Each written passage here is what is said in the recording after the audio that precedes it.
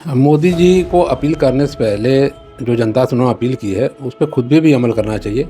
और देश का नेता सच्चा वही होता है जो आगे बढ़ के नेतृत्व करता है। देश का मुखिया हमारा आके मीडिया में कहता है तो जनता का डरना स्वाभाविक है। आपको इस तरह से डायरेक्ट आके मीडिया में ये सब चीज़ें नहीं करनी चाहिए। भाई एक साल के जिसकी शादियाँ तो होंगी ही, ऐसा तो है नहीं कि साल भर किसी की शादी नहीं होगी या किसी घर बच्चा नहीं पैदा होगा। तो मैं देश के सभी नेताओं से ये अपील करना चाहूँगा कि पहले वो अपने आप में कटौती करें, अपने आप को जनता के सामने प्रस्तुत करें कि वो जो आज आपदा आई हुई है उससे लड़ने के लिए वो जनता का नेतृत्व करने के लिए तैयार हैं। अपने संकट से बचने के लिए तो सरकार चुनते हैं। हम सरकार इसलिए चुनते हैं कि भाई हमारी देश की जनता की जो भी मूलभूत चीज़ें हैं उसको हमारे देश की सरकार सॉल्व करेगी, वो उनको उपलब्ध कराएगी।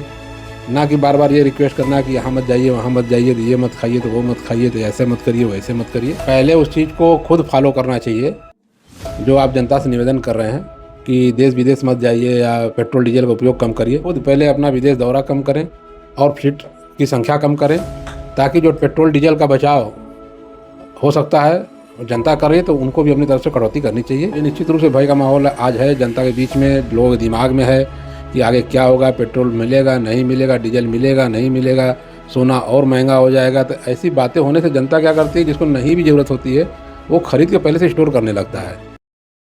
साथियों, बहुत बहुत स्वागत है खुशखबरिया में। प्रधानमंत्री नरेंद्र मोदी ने पूरे भारतवासियों से अपील की है कि एक साल तक सोना ना खरीदें और पेट्रोल डीजल का कम मात्रा में इस्तेमाल करें जितनी ज़रूरत हो। और उन्होंने कहा कि विदेशों में जो शादियों का चलन चल पड़ा है उसको लेकर भी एक साल तक रोकें, क्योंकि देश में इस वक्त संकट की स्थिति है ईरान और इजराइल के युद्ध के कारण। इसको लेकर विपक्षी पार्टियों की तरह तरह की प्रतिक्रिया आ रही है। अखिलेश यादव ने भी इस पर कहा है कि चुनाव खत्म होते ही इनको इस तरह क्यों याद आया। वहीं राहुल गांधी ने कहा कि जिसे देश नहीं संभल रहा है वो देश की जनता को इस तरह की बातें कर रहे हैं और चुनाव के समय इस तरह की बातें याद नहीं आए। हमारे साथ बातचीत करने के लिए समाजवादी पार्टी के प्रदेश सचिव डॉक्टर अजय चौरसिया साहब हैं। उनसे जानने की कोशिश करेंगे कि मोदी जी ने जो अपील की है भारतवासियों से, क्या विपक्ष उस पर अमल करेगा। बहुत बहुत स्वागत है डॉक्टर साहब आपका। मोदी जी को अपील करने से पहले जो जनता से उन्होंने अपील की है उस पर खुद भी अमल करना चाहिए। और देश का नेता सच्चा वही होता है जो आगे बढ़ के नेतृत्व करता है। आप जनता से उम्मीद करते हैं कि वो अपनी रोज़मर्रा के दैनिक प्रयोग की चीज़ों में कटौती करे, कोई तेल ना खाए तो कोई बहन और बेटी की शादी में सोना ना खरीदे। तो ऐसा कैसे हो सकता है? ये तो हमारी संस्कृति और परंपरा से जुड़ी हुई चीज़ें हैं तो एक कि साल तक के लिए कहा, एक साल तक नहीं कर तो भाई लीजिए। एक साल के जिसकी शादियां तो होंगी ही, ऐसा तो है नहीं कि साल भर किसी की शादी नहीं होगी या किसी घर बच्चा नहीं पैदा होगा या आप तेल नहीं खाएंगे। शरीर में जिस हिसाब से आपको प्रोटीन की आवश्यकता होती है, कार्बोहाइड्रेट की आवश्यकता होती है, उसी तरह आपके लिए फैट भी शरीर के लिए उतना ही ज़रूरी है। आप किसी भी अपने चिकित्सक से अपना परामर्श से आप पूछ सकते हैं कि जैसे प्रोटीन ज़रूरी है वैसे ही शरीर के लिए फैट भी ज़रूरी है। तो हम सरकार चुनते हैं, जनता सरकार चुनती है देश को चलाने के लिए, देश को आगे बढ़ाने के लिए, जनता को अपनी मूलभूत चीज़ें उपलब्ध कराने के लिए, ना कि जनता से हर महीने आके एक निवेदन करने के लिए कि आप ये मत करिए तो आप वो मत करिए, तो आप ये मत खाइए तो आप यहाँ मत जाइए। ऐसे सरकार नहीं चलती है। ये तो आगाह कर रहे हैं ना कि जो आने वाला संकट है उससे बच जाएंगे आप लोग। हम पेट्रोल का दाम संकट अभी नहीं बढ़ा रहे हैं। संकट तो देखिए, आप अगर देखेंगे तो संकट हमेशा ही कुछ ना कुछ लगा रहता है। हम अपने संकट से बचने के लिए तो सरकार चुनते हैं। हम सरकार इसलिए चुनते हैं कि भाई हमारी देश की जनता की जो भी मूलभूत चीज़ें हैं उसको हमारे देश की सरकार सॉल्व करेगी, वो उनको उपलब्ध कराएगी। ना कि बार बार ये रिक्वेस्ट करना कि यहाँ मत जाइए, वहाँ मत जाइए, तो ये मत खाइए, तो वो मत खाइए, तो ऐसे मत करिए, वैसे मत करिए। पेट्रोल डीजल को लेकर भी कहा कि बस इतना ही इस्तेमाल करें जितनी ज़रूरत है। पेट्रोल डीजल की आपको याद होगा कि जब प्रधानमंत्री मोदी जी जब सरकार बनी थी उसमें पेट्रोल डीजल 65 रुपये था और डॉलर का दाम भी लगभग इसी के आसपास था, 65-70 के आसपास था। उस समय वादा किया गया था कि हम सरकार में आते ही डीजल पेट्रोल का दाम आधा कर देंगे और रुपया को डॉलर के बराबर कर देंगे, क्योंकि डॉलर पूरी दुनिया का व्यापार का करेंसी है, अंतर्राष्ट्रीय करेंसी माना जाता है उसको। पूरे वर्ल्ड के सारे देश उसी में अपनी डील करते हैं, उसी से अपना व्यापार करते हैं। जब हमारा रुपया लगातार डाउन होता जा रहा है, कम होता जा रहा है, हमको $1 में हमारे आज 95 रुपये के आसपास खर्च करना पड़ रहा है। तो आप समझ सकते हैं कि जो चीज़ें हमको बाहर से खरीदनी, चाहे अमेरिका से खरीदनी है, तो हमको जो पहले हमको 65 रुपये लगाना पड़ता था, अब हमको वही 90-95 रुपये लगाना पड़ रहा है, 95 रुपये लगाना पड़ रहा है। तो जिस तरह से बेतहाशा लोगों की ये महंगाई की मार पड़ी है, उस हिसाब से सरकार यहाँ आधारभूत ढांचा व्यवसाय उपलब्ध कराने में नाकाम रही है। भाई जनता के पास अगर पैसा रहेगा तो निश्चित तौर पे वो चीज़ों को खरीद पाएगी। जब जेब में पैसा ही नहीं होगा तो चीज़ें कहाँ से खरीद पाएगी। लोग सवाल भी सोशल मीडिया पे उठाने लगे हैं कि जो नेताओं की फ्लीट बड़ी बड़ी चलती है उसमें इतने पेट्रोल खर्च होते हैं, हेलीकॉप्टर में इतनी यात्राएं होती हैं नेताओं की, उस पर खर्च होते हैं। आप करेंगे वर्क फ्रॉम होम कराइए, लेकिन आपकी जो है सभा होती है, इतनी इतनी लोगों की भीड़ होती है।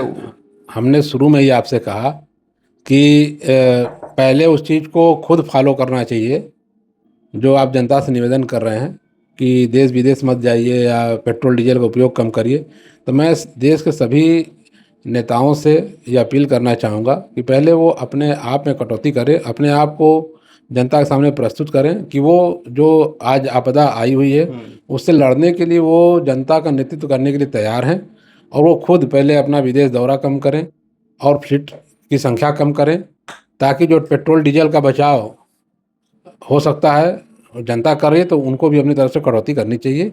ये हमारी सलाह है। आपको क्या लगता है जनता के ऊपर जो है इस तरह का एक अखिलेश यादव करें कि अब डर भय का माहौल बना रहे, जनता अब डरने लगी कि आगे क्या होगा, कहीं अचानक से कुछ बड़ा ना हो जाए? अखिलेश यादव ये कह रहे हैं।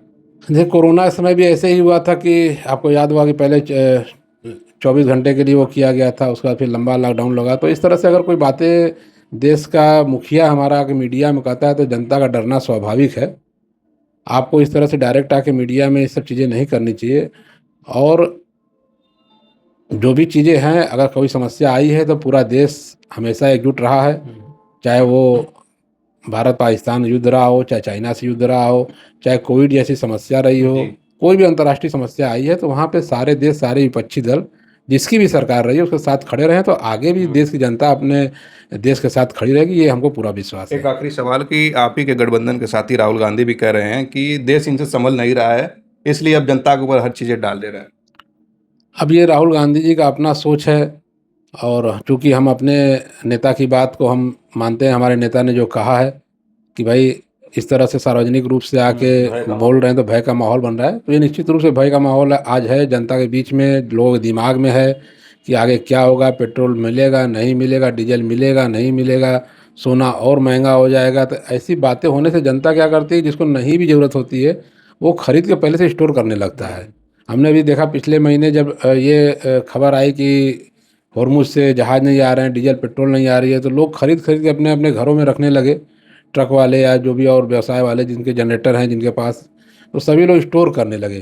तो ऐसे ही भय का माहौल यही होता है कि जब आप कुछ बोल देंगे तो लोग डर जाएंगे कि नहीं मिलेगा तो उनका काम कैसे चलेगा। तो जनता से तो आप पहले क्या ही अपील करेंगे? जनता से हमारी यही अपील है कि डरने की कोई आवश्यकता नहीं है, और हम जो भी समस्या आएगी हम लोग एकजुट होकर उसका सामना करेंगे। जैसे लाल बहादुर शास्त्री जी के समय, चाइना युद्ध के समय भी इस तरह से हुआ था, तो पूरे देश ने अपना एक टाइम का खाना बंद कर दिया था और अपने गहने चांदी वगैरह लोगों ने दान दिए थे भारत सरकार को युद्ध के लिए। तो कोई समस्या आएगी तो हम लोग उसको फेस किया जाएगा, ऐसा नहीं है।